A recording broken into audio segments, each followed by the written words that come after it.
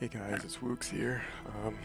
Yeah, this is a video that's long overdue for the Necro. Something, I didn't start at the beginning of the season. It was something I wanted to do with Poison Necro. I wasted a lot of time beginning of the season trying with Dagger, but it was just very inconsistent. You get overwhelmed in P2 and P3. P2 was actually not that bad, but in P3, you don't get to have revives since your Dagger. I was using Bone Wall and Bone Cage, but it was really good, except there's like a bug kind of, which you've probably seen before if you place down a Bone Wall or Cage, even in LOD, like sometimes it spawns in town. So that kind of happens here, but what it does is it spawns in P3 and it aggroes the P3 bosses. So by the time you get to P3, they're already jumping on you right when you enter the portal, which gives you no downtime, and you kind of waste a lot of pots. But in any case, I found that the knights in P3 were just too challenging. Not worth it. I'm sure it's doable, but it was not reasonable, let's say. So after the druid kill, I finished the gear I needed for this on Desecrate, and I just wanted to kind of showcase that here. Nothing really special in P1. I don't re-revive my revives because these spires will explode on them, like that, and that will actually most likely get you killed because you can get like a double explosion that you can't dodge and you'll get killed from that. So I don't have enough damage to one desecrate these, so I just kind of have to hit 2 each time, which is not too bad. The one trick with Dagger I was doing, which didn't work as well, is that you can actually bone prison these spires to stop them from shooting you, but then you get that same bug in P2 and P3 with the bosses instant aggroing you. So at that stage right there, that's when you want to antidote, right at the end of that poison creeper. This phase is, it's scary because of the spires, but it's actually pretty easy and you should just overpot because you won't run out of pots on this phase with this build. So you should just spam pots anytime you're at half health. Just to be sure.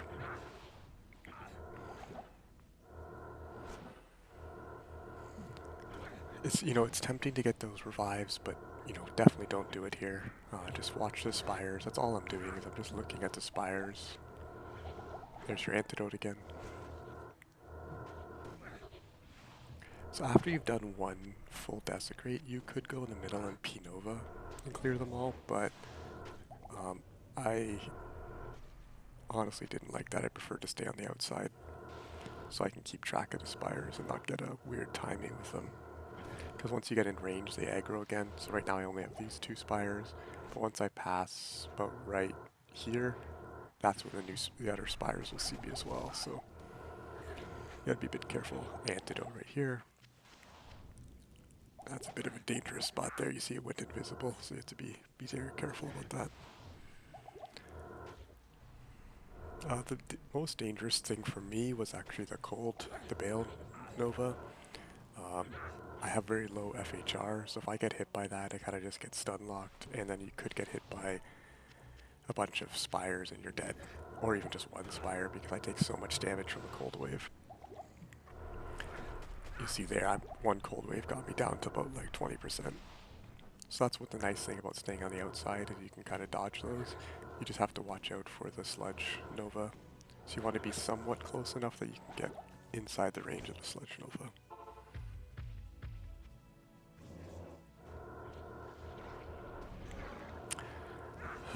Now for phase 2, it's probably the easiest of the 3 phases. And what you want to do is try to get the big tanky revives here, the Blunderboars or the Thornhawks. They have really good defenses for the magic damage, so the spear will kill them of course, but the regular damage they can kind of tank out, so you want to spend some time to get a few of those, which I do here. Yeah, the brutes I guess are okay as well.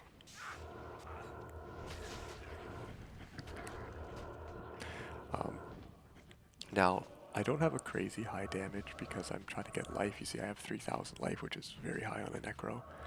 I actually had some earlier attempts where I had a bit more life, 3200, 3250 I think. But I switched out 2 jaws for 2 poison facets because I found I was not having quite enough damage to reliably finish P3. I was kind of getting to the end but running out of pots, which is frustrating, not to die but run out of pots, like, I don't know. So I switched out the facets and this is the, or switched out to facets and this is the run. So what you want to do is you want to get your revives like that on the opposite side of Mendown if you can. Or sorry, Rathma. So he's going to cast his spells away from you.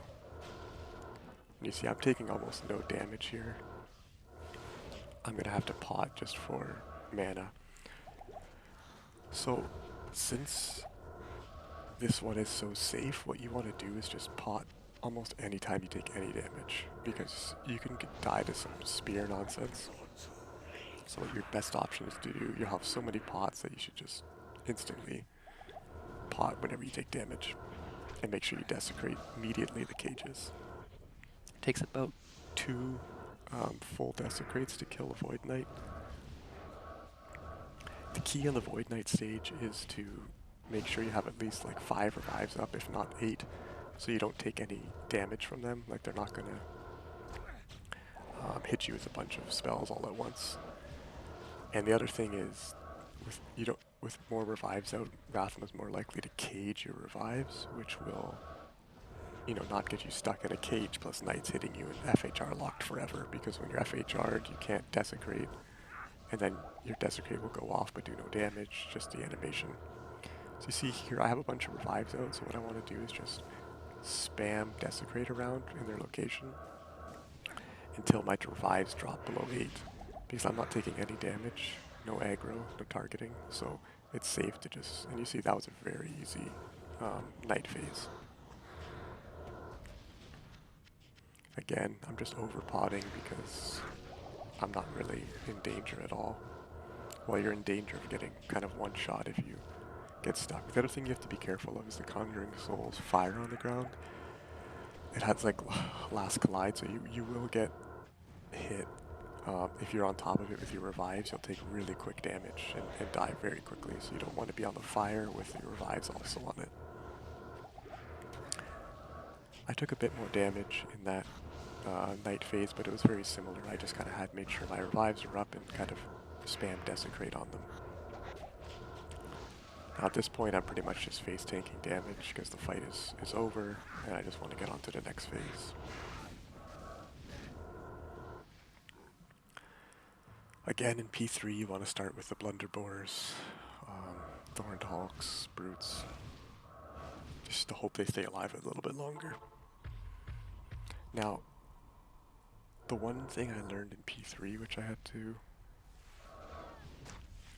just recently learned, which is maybe kind of weird because it's pretty obvious, but it's different for other classes, so I was not used to it, is I was finding I was running out of pots because I was taking so much consistent damage from Rathma that I was having to constantly pot every spear, every fire wave, like the bone spears, or bone novas that leave a fire patch, magic fire patch.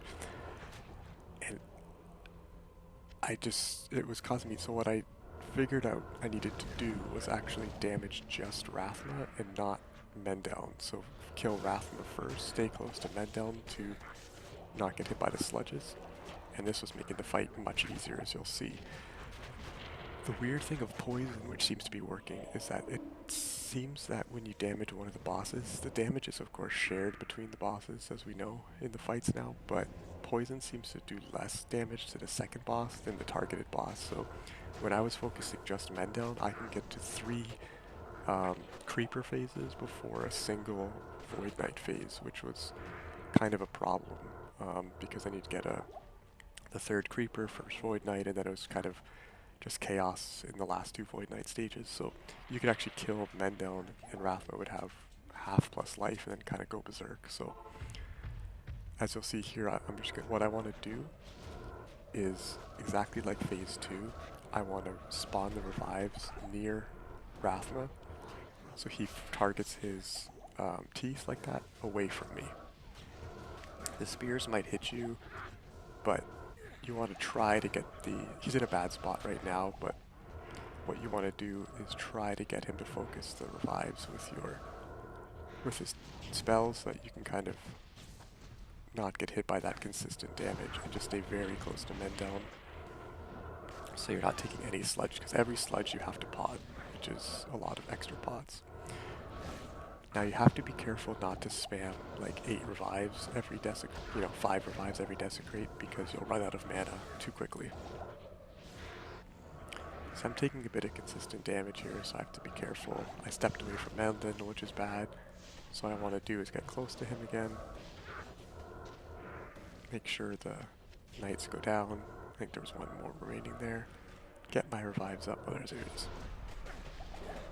You see how dangerous, right there, how dangerous that cold wave is. So you really want to avoid having that nonsense. There's a sludge. I'm just trying to get my bearings again. So now that that's kind of reset. That was a bad step, to be honest. I was too far away. But now I'm back here. Again, just focusing. Rathma, taking the time to fill up my cube. That's when you antidote that was the first antidote. Stay within sludge range. Because the sludge does not hit you. I guess I should clarify. Sludge does not hit you if you're in close range. You want to step away from the fire patch here. And here I'm in a safe spot again, just like P2. So what I want to do is spam that desecrate around to try to get some damage out on the knights. Get my revives up again. I have to move a little bit away from Mendel to get that last knight there. But you see we're doing very good on pots right now.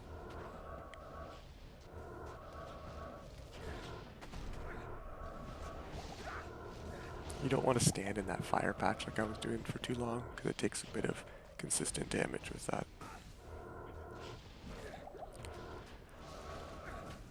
So you want to make sure you get some revives up now, because he's going to go into his 3rd phase soon.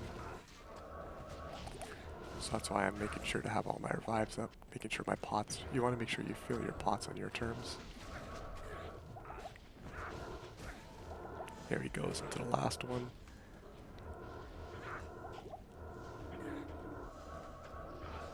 So you see I spent some time there to get my revives up in a safe spot. Now it's difficult to stay near men down the whole time in a night phase, because you got to make sure you can see the knights. They will kind of run away. And you see there, that's the last knight, and I have quite a few pots left now. And Mendel has only done 2 phases so far, and Rathma's, oh, I didn't get the last knight. I don't think I noticed that. So there we go. So now what I want to do is just DPS either boss, because there's no more night phase, so I just want to make sure I'm getting damage down. But I will go back to focusing Rathma, because again, it's the spears that are going to kill me if anything. Mendel doesn't have a way of directly killing you. And I have about a belt left of pots right now, so what I'm going to do is just over pot whenever I need to, just to be safe.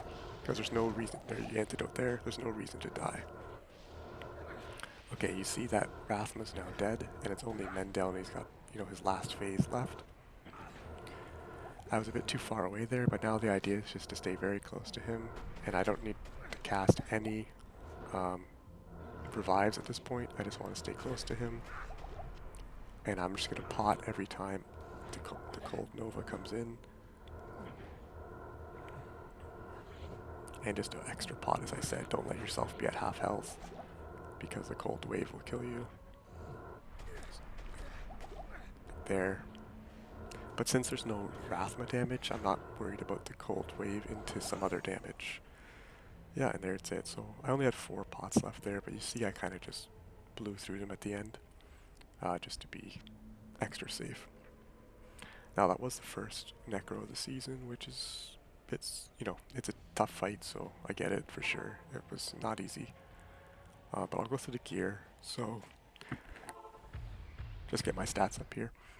So obviously I'm with a D-Web FCR. I only have lightning skill, which doesn't help, but I need the FCR to reach 48 faster cast rate. There's the 2 facets I put in the jaw, in the Venom Ward.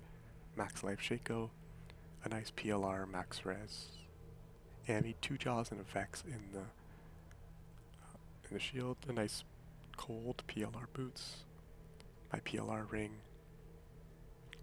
2 max training belt, FCR natures, 30 FCR. Then here I have some life charms, and I actually dropped 1 grand charm for more res, just so I can fit that jaw on the shield and not use an Umbroon. And then obviously CTA. So you see I went with 86 fire, 84 cold, and then obviously 90 poison, 175 PLR. And there's, yeah, 35k desecrate, which is pretty low. And I just maxed revives and just the rest into bone armor, bone shield. Yeah, so that's it, guys. Appreciate it. Take care.